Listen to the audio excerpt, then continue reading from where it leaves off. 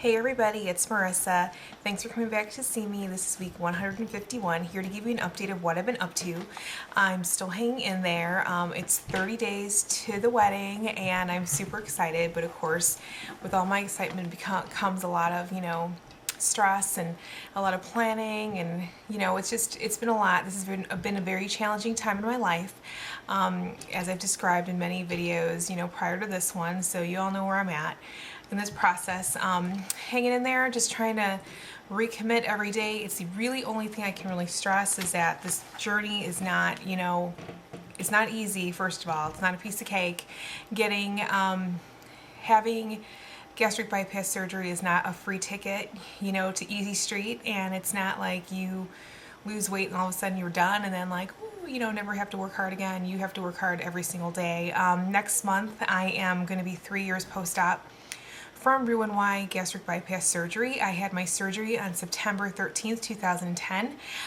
So as of right now, I'm 35 months post-op, and it's amazing, and it's crazy to even think that it's been 35 months already, just about, just a couple days shy of when I decided to make a drastic change in my life for the better. And there was no looking back for me, when I decided to do that. It was scary. It was something that was, I didn't know what was going to happen. It was that fear of the unknown, but I knew I wanted to make a change. I knew I had to make some drastic change. I was up against the wall, so to speak, and, I tried many different things to lose weight, and I just could not make all those pieces of the puzzle fit. And for me, personally, gastric bypass was the answer, and it was that tool in my little weight loss toolbox that I really, really needed, and I still rely on it to this day. I'm so thankful for my tool, but regardless of having surgery, weight loss is a mental thing. To be able to stay focused in the game and successful in weight loss, mentally you have to be there. You have to make that connection. You have to be in charge and in control.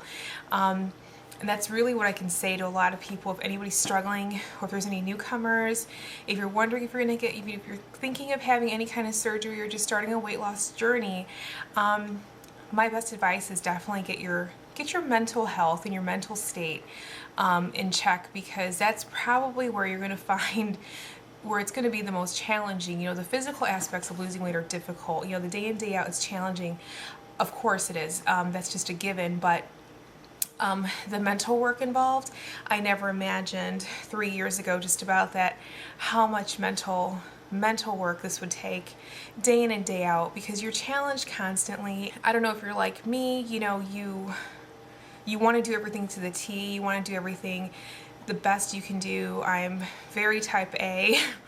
And, in my weight loss journey and maintaining weight loss, it's very important to me, and maybe that aspect has helped keep me on track, but any way you slice it, regardless of what kind of personality you have, you really just have to, make that connection. So those are my words of advice for the day, unsolicited advice, but there you have it. As I quickly approach the 3-year mark, I've been doing a lot of reflecting. I can still remember going into the hospital that morning at like 6 in the morning, checking in. They took my weight, they'd already taken all my labs and everything. They gave me my gown, I had to sit and wait. A chaplain from the hospital came and prayed with me. I was crying. Like, it was so emotional for me to do this journey, to start this journey. And from day one, I know that some of you did know that I suffered some complications directly after surgery.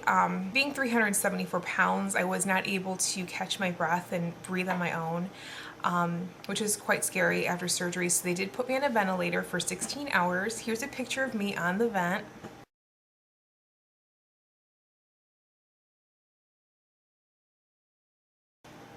So I was like that for 16 hours, here's my advice: if you're gonna have surgery and you have long hair, do not clip it up. I just put a simple hair clip in my hair. I didn't even think it would be a big deal.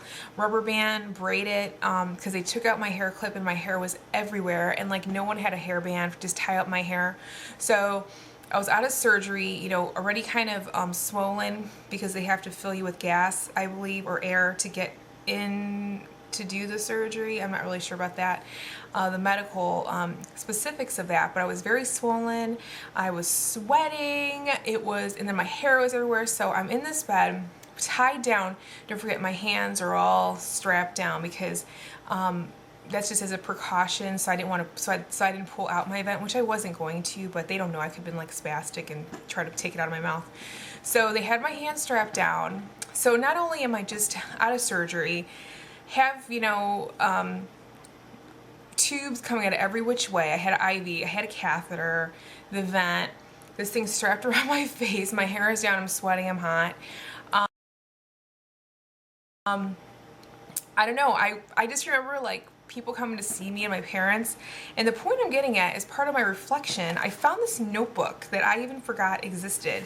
This notebook was something that I would write all my little pre-op notes in when I went to class. So I'm writing about vitamins, you know, you cannot take your multi and your calcium together, wait a couple of hours apart from one another, just little things like how many proteins. I write notes about like hair cycles and what could happen with hair loss, which I did suffer.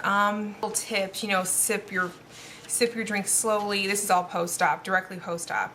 You know, drink out of no straws, no eating or drinking at the same time, which I still do. I do not eat and drink at the same time. 3 years post-op, and I do not drink with meals. I eat and then I wait a half hour, then I drink, or I'm extremely uncomfortable. So I definitely abide by that one. Anyway, I remember being in the hospital, you know, with my hands strapped down, and I asked for a pen because I couldn't talk, but I kind of like was able to like communicate to my mom if I needed a pen, because I wanted to talk to her, but I couldn't talk to her, and I couldn't sit up, I couldn't hold.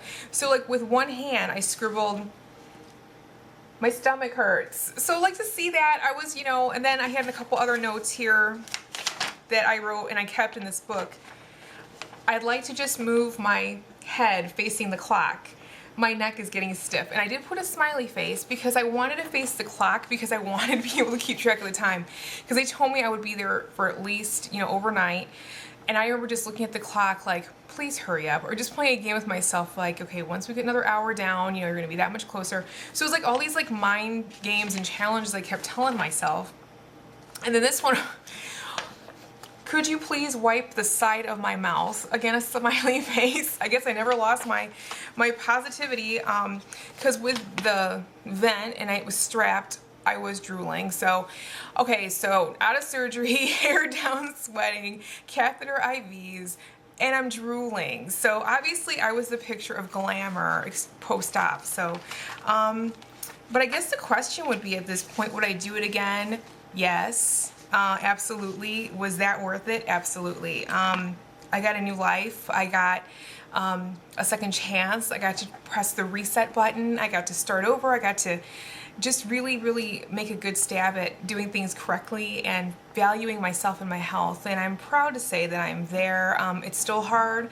I struggle with it. But at 3 years out, I can definitely say it's part of my lifestyle, and it's definitely changed my life in so many ways, more ways that I could even, you know, really describe. I mean, just from what I've told you, you know that things are a lot different for me from my first video, of course. I mean, I'm definitely in a different state. It's just been really great. So I wanted to share that with you, and basically that's it. I mean, the other focus of my life is, you know, just my wedding, which is coming up, and my fiance and I have so many huge changes other than our wedding that we're preparing for, big huge life things, and I'll get more into that later, not in this video. Oh God, sometimes, like, you know, be careful what you wish for, because you just might get it. It's just, life is like a roller coaster right now, but I'm so grateful, even though it's been crazy, and there's been like a lot of times where I've been like, oh my God, this is just nuts. Like, I just wanted to slow down. I wouldn't trade any of it for the world, because this is more than I ever could have dreamed for myself.